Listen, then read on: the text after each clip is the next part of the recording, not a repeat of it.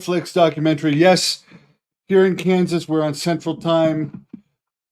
I chose to watch the Liver King documentary tonight instead of Raw because I wasn't that familiar with the guy, and you guys can tell me what you think of him in the comments. And I have tried liver, by the way. I'm gonna look it up now where I tried it, but I tried I tried liver just around the time I first heard about the Liver King. But I'll be honest, I never really watched any of the Liver King's videos before. As let's watch this video of me sampling raw liver as I critique this. The main things I learned from this is for a while he was claiming to be natural and that all of this had to do with eating raw meat, not wearing shoes, living off the land, and he got this steroid like body. Apparently, at one point in time, he was accused of child abuse for forcing his kids to allegedly liver and make them go in cold water, like he has a cold plunge in his house. But apparently, although according to this documentary, there's still visitations, at least at the time of this documentary, he was never actually charged with anything. And I have to say that liver, that raw liver wasn't bad, but it had a bad after feeling in the gut.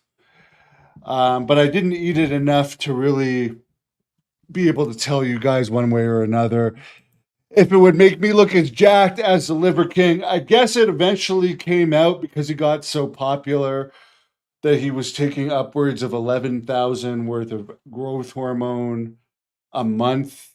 And he claimed at one point in this documentary that he used to do below during spring break. And then later in the documentary, he went on to say that he actually had kind of a lab. From what I understood of it, he had a lab for drugs in his younger days.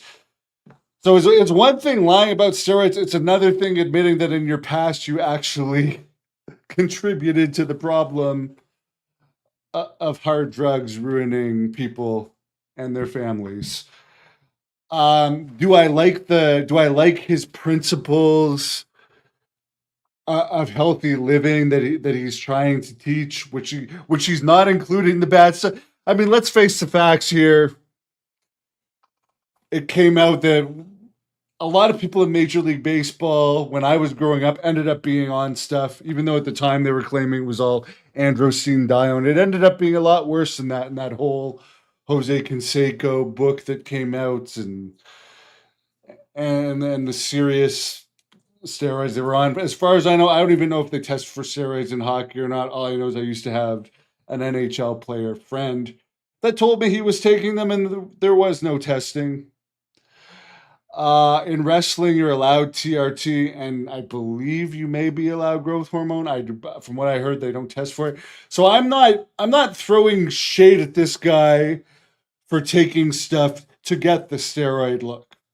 And the principles he's not trying to teach people to take that to get big. He's trying to tell them that if they eat raw food and raw testicles and live off the land, they're going to look like that. Obviously, there's no way of knowing what he's going to look like when he's not on stuff because he wasn't honest at that. There's even a clip here of Logan Paul, who had interviewed him in the past, like throwing shade on him for lying to him about taking stuff. And I don't know if he was mad at him about lying to him to his face or about taking stuff. Because as I said, most top athletes have at least experimented with it from my research. And I'm sure a lot of people out there will concur with that know what we're talking about here. But as I said, overall, the scene that sticks out to me, first of all, he's rich from his supplement company and his videos. And it seems like he had a fairly fast rise due to what seems like he may have had a production company working with him to get him popular and develop this persona that was clearly a hit persona. He's strong. He's impressive. They do kill a bull at one point. He wakes up and he's like, "Kids, get up! I feel like eating a bull." And they go and I don't know if they kill it by shooting it or stabbing it, but he finishes it off by stabbing it. And I do agree with him that after they stab it, they're kind of praying for it. They're giving it love. Him and his whole family, and then they start eating it right away while it's fresh, which I believe that is more for the camera. But if you look at, people can say that's cruel and whatever they want, the way that slaughterhouse animals are treated, and I eat those animals. So, I mean, I'm a sinner for eating those type of animals that are treated inhumanely, and they're certainly not getting hugged and petted as they die. So I do. The cameraman's kind of laughing at him doing that. I'm thinking at it from a bull's perspective. I've ridden bulls. I know bulls. I'm sure the bulls would rather, as they're bleeding out, be rubbed and hugged. At least it's somewhat of a nice way, and they're praying for it. They're thanking the animal as it's passing away. I did not find that funny, where they're kind of making that up to be hokey. I thought that was a nice way to put the animal to rest. To be honest with you, I thought that showed some compassion. Um, Overall, the documentary, I would say, it was entertaining, a lot more entertaining than some of the other documentaries I've seen on Netflix. I did like the Duran Duran Netflix documentary. I won't do a full review on that, but Duran Duran was one of my favorite bands that I've ever done security for. But overall, this documentary was interesting, although highly disappointing. The level of where he's saying that he used to make hard drugs. That really makes me lose all respect for him. It's one thing to say that you take steroids and you have this look, but you're still trying to do a good message. But to go from at the start saying, "Oh, you tried stuff on spring break," to further in the documentary, "Well, I used to have make this hard drugs in my house."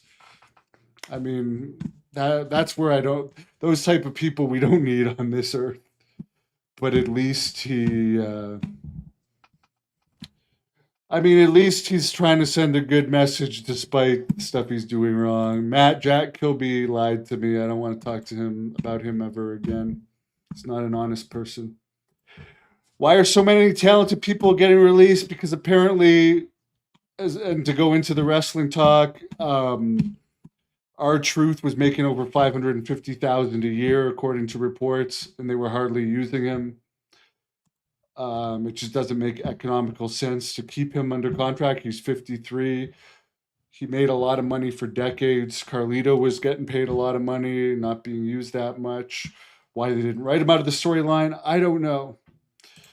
Yes, raw liver is his thing, and as I said, he got himself over and he made a lot of money. Congratulations to him on that. He's got a beautiful wife, nice family. Entertaining documentary. Disappointing that he used to make hard drugs. That's all. And yes, anyone can see he's clearly taking stuff above liver to get the kind of development that he's getting, but it's made him millions.